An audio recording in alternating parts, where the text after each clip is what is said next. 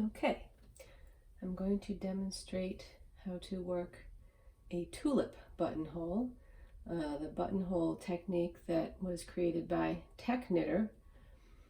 And what it does is it reinforces the ends of the buttonhole and creates a very neat finish. So I only have 2 buttonholes left to work, and this garment is my Jadwin cardigan, which started out as a pullover, and then I steeked it. That's what all this mess is here. So this is a wool cotton blend yarn, so I machine stitched the steek to make sure that it wouldn't come out. And then I'm using Kate Davies' steek sandwich technique to enclose these cut ends and create a neat finished band for the cardigan. This is the button band, which I've already finished. As you can see, it does create a very nice, neat finish. It's a little bit thick because it has a right side layer, a facing layer, and then the steeked ends are in between, protected where they won't come undone, hopefully. But I think that for this sweater, it actually works very well. So the buttonholes that I am making for this sweater are 3-stitch buttonholes. And so I've marked the position of the center stitch of the buttonhole, and now I'm going to work in pattern, which is a knit 1, purl 1 rib, which seems to work just fine for these buttonholes, by the way. So when you're doing buttonholes, I recommend that you work 1 or 2 of them, and then take your buttons if you've already chosen them, and make sure that your button will fit through the buttonhole before you make lots of them and then find out that your buttonholes are too small or too big, neither of which is good. So I'm going to work to 1 stitch before my buttonhole, which in this case, since it's a 3-stitch buttonhole, here's my 3 stitches for the buttonhole, and so I'm going to work to this stitch. And then I'm going to start my buttonhole by wrapping these 2 stitches together as if I was going to wrap and turn for a short row, but I'm not going to do that. I'm just going to stay on the right side of the work. So what I did, I'll show you that again. So in order to wrap the stitches, I brought the yarn from back to front, slipped these 2 stitches to be wrapped from the left to the right hand needle, wrapped the yarn around them to the back, put them back on the left hand needle so I could bring the yarn back to the front, completing the wrap, and now I'm going to put them back on my right hand needle. So now I'm going to begin binding off the stitches for the lower half of the buttonhole. So I'm going to remove my marker. I don't need it anymore. And to bind off the first stitch of the buttonhole, which is this stitch right here, I'm going to slip the second stitch of the buttonhole to the right hand needle and pass that stitch over it. So that's 1 stitch bound off. I'm going to repeat this twice more for the other stitches in the buttonhole. Once and twice. Okay, now I'm just going to take a quick look, and I know my buttonholes are centered over a purl column, so that looks good. And so what I did was this last stitch that's remaining on the right hand needle, after I bound off those 3 stitches, I've transferred it back to my left hand needle, and now I'm going to return to the other side of the buttonhole where the working yarn is, and I'm going to work the top half of the buttonhole.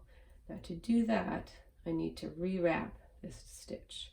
I want to change the direction of the yarn wrapped around it, so I'm going to take it off the right hand needle, take the yarn off, and then I'm going to wrap it in the other direction, which is counterclockwise if you're looking at it from the top. So I'm going to slip this stitch back and forth between my needle tips to allow me to do that. So I'm going to pass the yarn to the back, transfer the stitch to the right hand needle, bring the yarn around the base of it, and I'm going to wrap it a second time, 1.5, 2 times, whatever. And now I'm going to end up with the yarn at the back of the work, and now I'm going to use my crochet hook. This is the other piece of equipment that I need. So this crochet hook is a couple of sizes smaller than my knitting needles. And other than that, Tech Knitter actually uses a smaller knitting needle for some of this process too, but I did not find that to be necessary. I'm using a needle for the ribbing that is 2 sizes smaller than the needle for the body, and so that's the needle that I'm using for these buttonholes. So I'm going to pass my crochet hook through that last loop that I just made, and then I'm going to create a short crochet chain on this needle.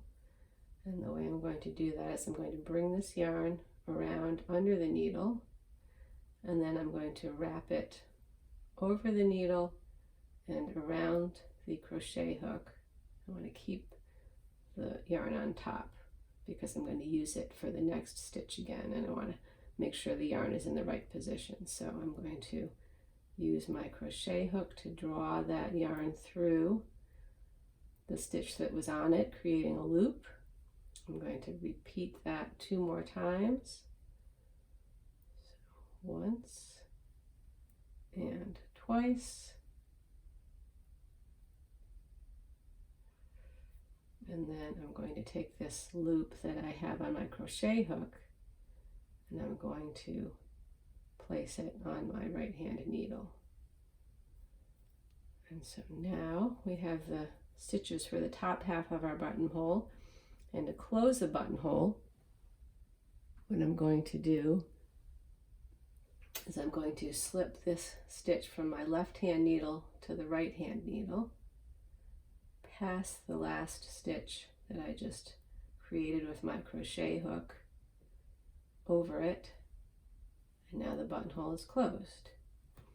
So I'm not going to work this stitch. I want to go on and continue to work the other stitches on my button band, but I have the yarn at the front of the work here, and if I went on to work my next stitch, I feel like there would be too many wraps around this one poor stitch here. So just as a matter of personal preference, since this is the right side of the garment, I'm going to just slip this stitch to the left hand needle so that I can move the yarn to the back, and then put that stitch back on the right hand needle. And then when I continue to work, this extra loop of yarn that's crossing this stitch that will help reinforce the end of the buttonhole is going to be on the wrong side of the work.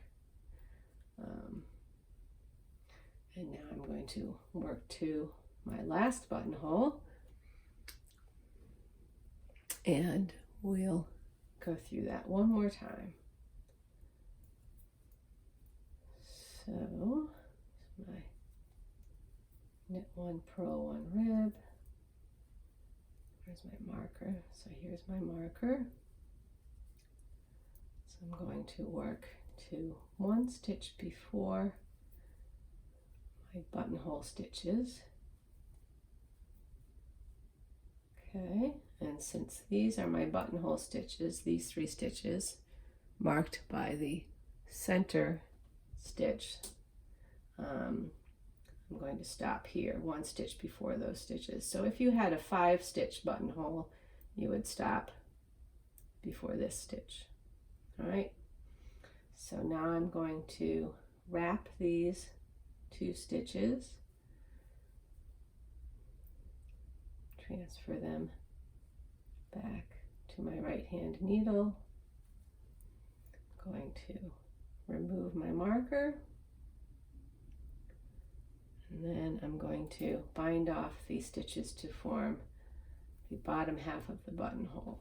So here's my first buttonhole stitch. I'm going to slip my the second buttonhole stitch from the left needle to the right hand needle, and then pass that first buttonhole stitch over it to bind it off. All right, I'm going to repeat that 2 more times. Once, want to make sure you catch the entire strand of yarn when you bind off. Okay, and then 1 more time. Okay, now we have our 3 stitches for the buttonhole bound off, so I'm going to transfer this last stitch that remains on the right hand needle to the left hand needle, and then I'm going to work on the top half of my buttonhole by going back to this side of it. I'm going to rewrap the yarn around this stitch, so I'm going to take the yarn off. You can see the stitch is not really going anywhere, so you don't have to worry too much about letting it sit there without off of the needle for a second. So I'm going to wrap the needle around it, wrap the yarn around it counterclockwise twice, place it back on my right hand needle, and now I'm going to use the crochet hook to go through that last loop that I made.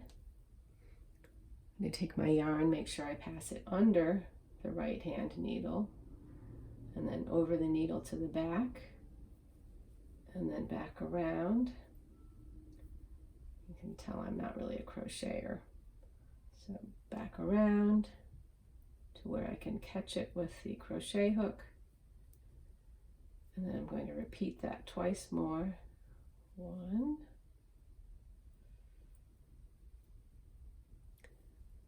and twice. And now I'm going to take this loop that's remaining on the crochet hook and put it on my right hand needle. I'm going to then close my buttonhole by passing the first stitch on the left hand needle to the right hand needle and passing that last stitch from the crochet hook over it, closing the buttonhole. I'm going to move this yarn to the back of my work by just slipping this last stitch to my left hand needle, moving the yarn, and then putting it back. And now I'm going to continue with the rest of my button band. And what I'm going to do next is turn my work to the wrong side, and I'll work the first row after the buttonhole row so that you can see how the buttonholes look. So, okay, I'm just going to turn this to the wrong side and work back to the buttonhole.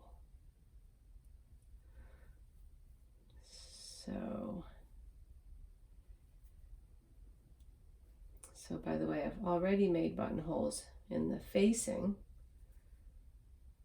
because I'm going to, once I finish my sandwich, I'm going to need to be able to pass a button through both layers to button the front of my cardigan.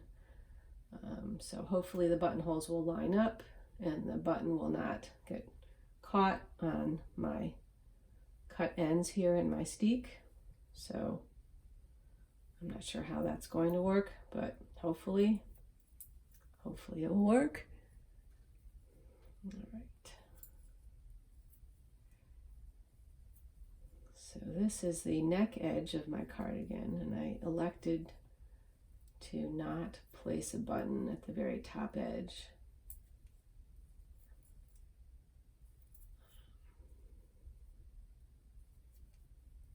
Of course, that's always up to you. All right, so here's our buttonhole. I'm going to go ahead and work in the knit 1, purl 1 rib that the rest of the button band is in. So knit, purl, knit, purl, knit. And you can see here that there appears to be a bit of a gap. And you can also see that I appear to have the correct number of stitches, since I'm able to continue with my knit 1, purl 1 pattern. But as you continue, you will see that that hole actually closes up quite nicely. And I'm pulling my yarn fairly snug as I'm working, because I want these stitches to be a little tighter rather than a little looser. So if you look at the buttonhole now, you can see that it's neatened up nicely. This is actually the wrong side of the work. So you can see that this buttonhole actually looks just as nice on the wrong side as it does on the right side.